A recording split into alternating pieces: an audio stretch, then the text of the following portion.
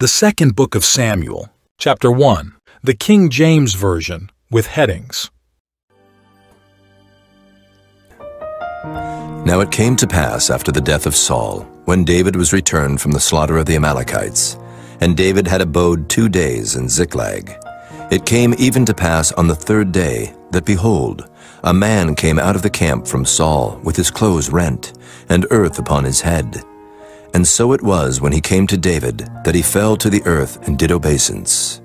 And David said unto him, From whence comest thou? And he said unto him, Out of the camp of Israel am I escaped. And David said unto him, How went the matter?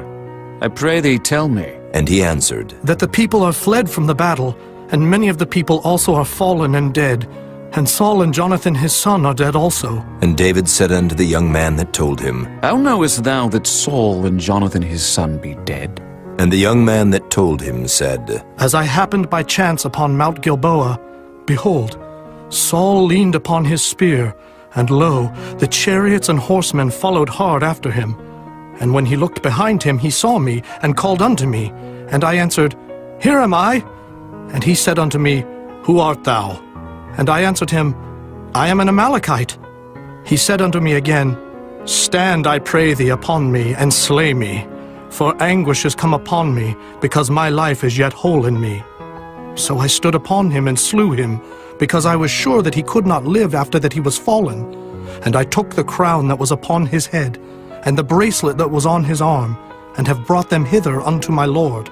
Then David took hold on his clothes and rent them, and likewise all the men that were with him. And they mourned and wept and fasted until even, for Saul and for Jonathan his son, and for the people of the Lord, and for the house of Israel, because they were fallen by the sword.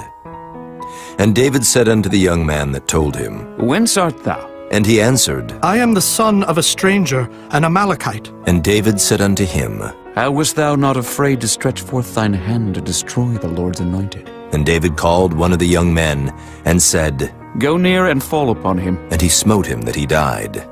And David said unto him, Thy blood be upon thy head. For thy mouth hath testified against thee, saying, I have slain the Lord's anointed. And David lamented with this lamentation over Saul and over Jonathan his son. Also he bade them teach the children of Judah the use of the bow. Behold, it is written in the book of Jasher, The beauty of Israel is slain upon thy high places. How are the mighty fallen? Tell it not in Gath. Publish it not in the streets of Askelon, lest the daughters of the Philistines rejoice, lest the daughters of the uncircumcised triumph.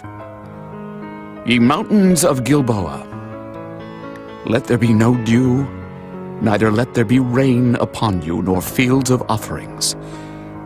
For there the shield of the mighty is vilely cast away, the shield of Saul, as though he had not been anointed with oil. From the blood of the slain, from the fat of the mighty, the bow of Jonathan turned not back, and the sword of Saul returned not empty. Saul and Jonathan were lovely and pleasant in their lives, and in their death they were not divided. They were swifter than eagles. They were stronger than lions. Ye daughters of Israel, weep over Saul, who clothed you in scarlet with other delights, who put on ornaments of gold upon your apparel. How are the mighty fallen in the midst of the battle?